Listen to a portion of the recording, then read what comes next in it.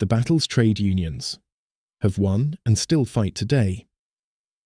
From the Tolpuddle Martyrs to digital ID, the workers fight for freedom.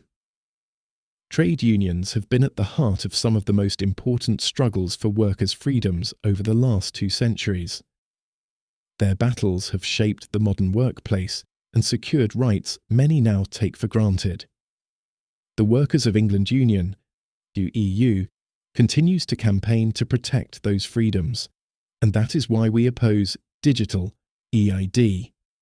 When you read the struggle to secure freedoms, you will realise that we cannot give them away.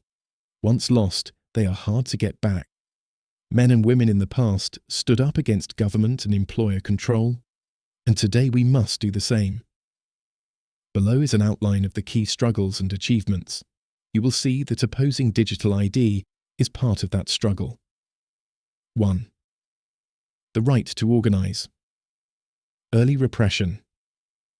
In the late 18th and early 19th centuries, Combination Acts, 1799 to 1800, made it illegal for workers to join together to demand better pay or conditions.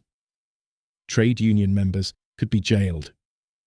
Tolpuddle Martyrs, 1834. 6 farm labourers in Dorset were transported to Australia for forming a trade union. Their eventual pardon was an early victory for workers' solidarity. Legalisation. By the late 19th century, trade unions were recognised by law, allowing them to organise, bargain and strike without automatic criminalisation. 2. The fight for better pay and conditions. Industrial struggles. Miners, dockers, railway workers and textile workers fought bitter disputes in the 19th and 20th centuries to improve poverty wages, unsafe working conditions and punishing hours.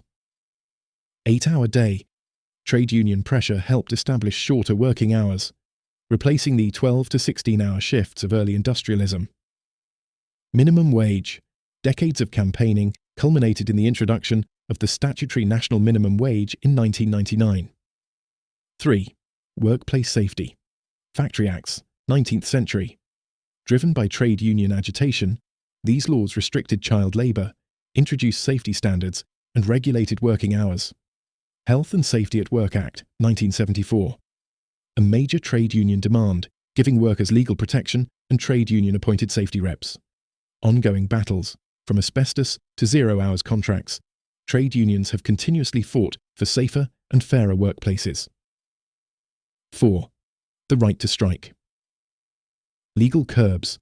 Governments have often tried to restrict strikes, from the Taff Vale Judgment, 1901, which made trade unions liable for strike costs, to today's ballot thresholds and minimum service laws.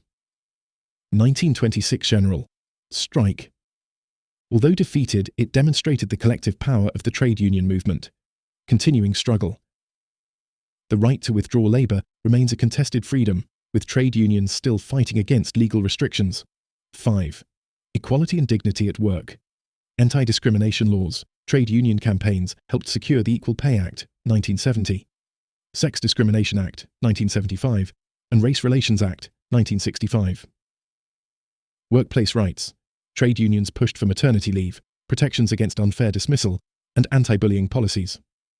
6. Defending public services. NHS and welfare state. Trade unions were central to the post-war creation of the NHS, social housing, and social security, linking workers' rights to broader social freedoms. Privatisation fights. From utilities to rail, trade unions have resisted sell-offs and cuts that undermine both workers and the public. And now 7. The fight against digital ID and surveillance. Civil liberties at work. Trade unions have long opposed intrusive workplace surveillance, from clocking-in systems to constant monitoring. The rise of digital ID schemes, whether in the form of biometric scanners, facial recognition, or government-backed ID databases, poses new risks for workers' freedoms.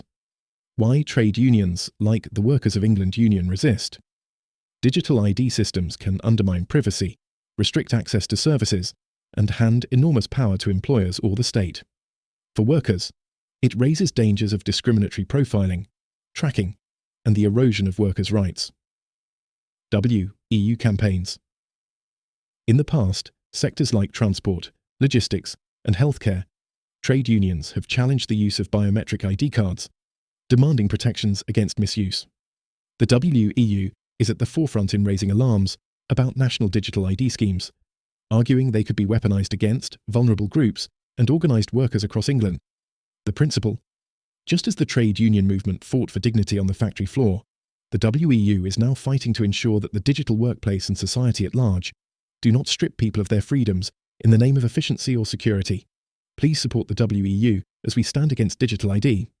In the past, trade unions have stood together, but now it appears that we might be alone in protecting our freedoms and opposing digital ID.